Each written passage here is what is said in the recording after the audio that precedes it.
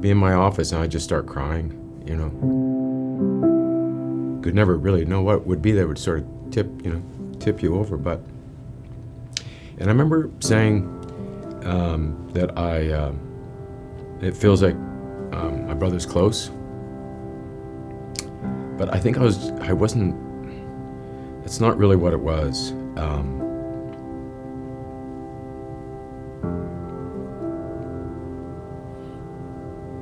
He was far, and I was trying to get closer, but. And over the 3 years, the more that I tried to express what the experience was like, I kind of felt like the further I was getting away from it. And then recently, I've just sort of recognized, like visually, that I think this grief is just a part of me. It's a part of anyone who goes through it. So like the descriptions of healing and stuff aren't really that real. They seem like they should be real. Like, you know, it's like a cut that heals. But the loss of somebody in your family that you love, I feel like it's just, even though something's been taken away, there's been something that's been added to you that you now have to sort of live with, almost like a new organ, and the organ is called grief. And sometimes it's quiet, and sometimes it's upset, you know, and you kind of never really know when that's going to be. I think my body's basically giving subtext for anybody out here that, you know, is big on meaning. Then then they can look at my body. I give you my body. Working on the project allowed me to really learn a lot more about Gord. But I don't know if it was a lot more, just more detail about Gord, because I'm kind of reading his notes and I'm like, wow, I feel like I'm kind of in his head right now. Gord was a complex guy, and so I feel like the whole 3 years was just this sort of cat and mouse game. I feel like I'm getting closer to the man. I feel like I'm getting further away from the man. The good news is that all that time, the professional or the development of the film was going forward, and the complexity of it.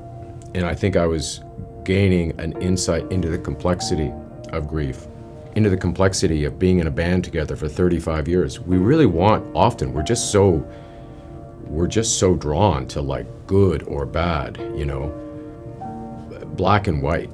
I think it's natural because we kind of want answers, right? And, you know, as we were putting it together and doing the interviews and then putting it together, that's the word that kind of kept coming back to me. It's not that simple, you know?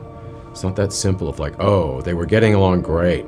Then they weren't getting along so great because Gord had a solo record. It's like, maybe those are the plot points.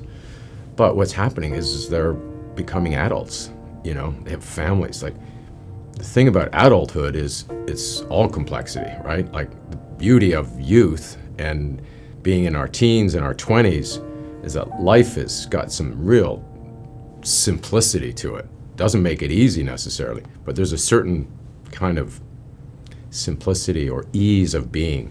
Thank you.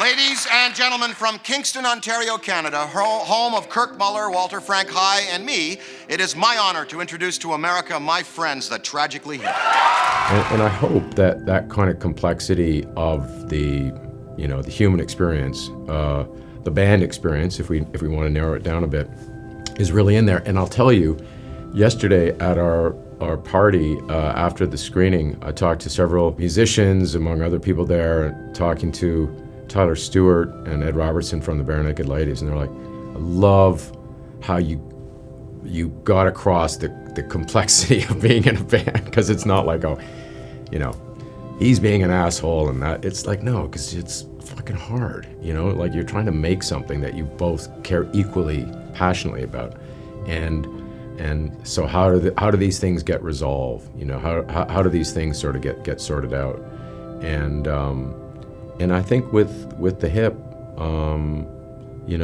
so much of their story was just so perfectly clear, like their arc, if you will. 5 small town guys going to high school at the same time, come together, come to the big city, get the management with Jay Gold and Alan Gregg. I